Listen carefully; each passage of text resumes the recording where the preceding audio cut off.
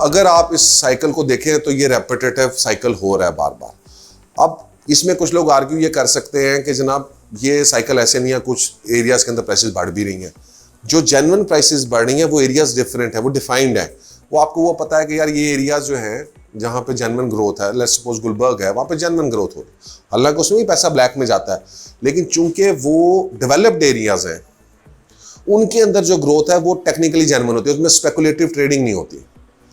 जो speculative trading होती है पाकिस्तान के अंदर वो होती है खाली अंडर डेवलप्ड जगहों पे या खाली उन प्लॉटों के ऊपर जो हमारे पास इधर मौजूद हैं, जहाँ पे एरियाज अभी सोसाइटी अभी डेवलप हो रही है।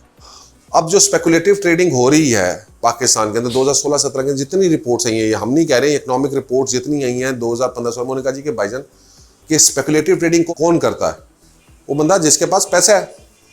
अब वो बंदा इंडस्ट्री लगाने के लिए उसने कहा यार इतने बड़े मार्जिन है, ना इंडस्ट्री लगानी पड़ती है ना कुछ करना पड़ता है।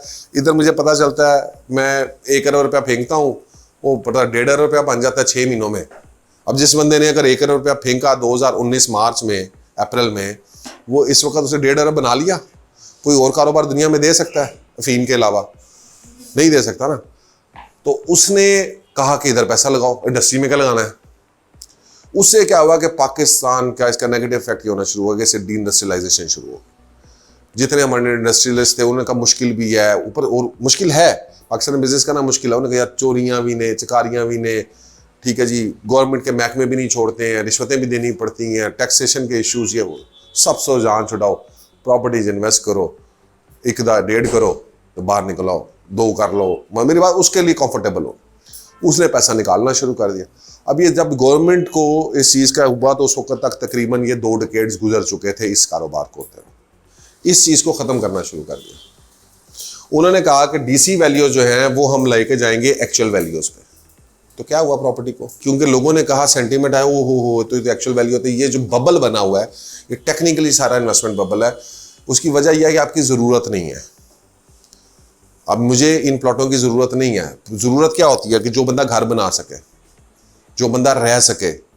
मुझे घर की ज़रूरत, पाकिस्तान में घरों की ज़रूरत है, घरों की शॉर्टेज है, लेकिन उसको मिसअंडरस्टैंड ना करें। वो घरों की शॉर्टेज जो वो है वो गरीबों को है। जो पाकिस्तान का हाई इनकम अर्नर है या अपर मिडल है या मिडिल क्लास अर्नर है, उसके पास प्रॉपर्टी सरप्लस में, उसके लिए आपके पास अगले 4 डिकेड्स की प्रॉपर्टी पड़ी है, ठीक है, वो सरप्लस में। तो क्या होता है फिर उससे कि जो सरप्लस प्रॉपर्टीज होती हैं वो ठग करके वैल्यू में आधी हो जाती है।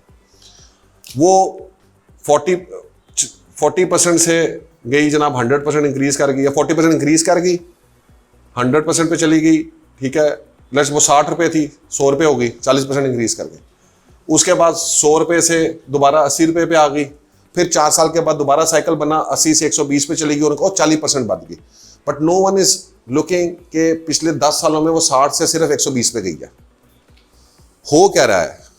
फॉर एग्जाम्पल वो ये है कि जी कि जो इकोनॉमिक स्टडी है वो ये कह रही है कि जी के प्लॉट इतने सरप्लस हो गए हैं कि इनके अंदर एक रेपिटेटिव साइकिल शुरू हो गया है, उसका कोई फ़ायदा नहीं है। फॉर एग्जांपल कि अगर एक चीज़ 60 रुपये की थी वो 40% इंक्रीज़ की या 40% ज़्यादा हुई, वो 100 रुपये की होगी 5 सालों में, 5 ईयर्स में, ठीक है जी।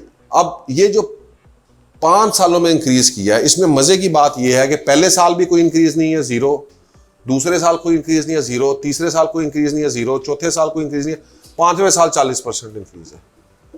ये साइकिल है। अब ये जो साइकिल है ये स्टॉक्स की तरह बिहेव करना शुरू कर दिया। तो इस साइकिल के अंदर फिर मैंने अगर ROI लेनी है तो ना मुझे पहले साल इन्वेस्ट करने की जरूरत है, ना मुझे दूसरे साल इन्वेस्ट करने की जरूरत है, ना मुझे तीसरे साल, मैंने चौथे या 5वें साल में इन्वेस्ट करना है। क्योंकि अगर मैंने इधर इन्वेस्ट किया तो मेरी ROI बेड़ा गर्क होगी, 10% ही रहेगी ना, 8 या 9% रहेगी। तो 8 या 9% इज एवरेज।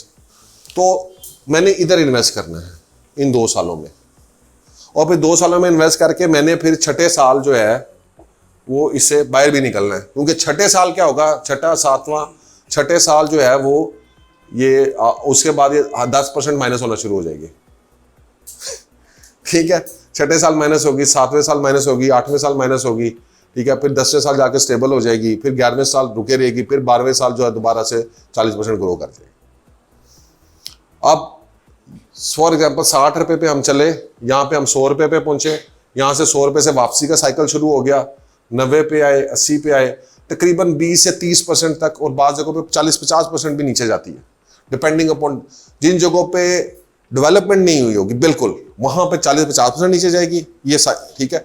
जहां पे पार्शियल डेवलपमेंट्स हैं, पोजेशंस हैं, वहां पे 25-30% तक चली जाएगी। जहां पे ज्यादा डेवलप्ड एरिया हो गया है, फेज 6 हो गया, वहां पे 10-15%, तो ये इसका लिमिट है। 70% पे आगे चलो जी, 30% हमने लगा दिया, यहाँ पे 0 होगी, नीचे नहीं जा रही है अब, ठीक है जनाब, 70 पे ही है, यहाँ पे भी 70 पे है, यहाँ पे जाके दोबारा जो है 70 से 40% ऐड हुआ तो 120 की होगी या 110 की होगी, जो भी वट है। तो 10 सालों में 60 रुपए से आई वो 120 पे। तो इसमें मुख्तलिफ साइकिल्स के अंदर मुख्तलिफ रेट ऑफ रिटर्न है, इन्वेस्टमेंट है।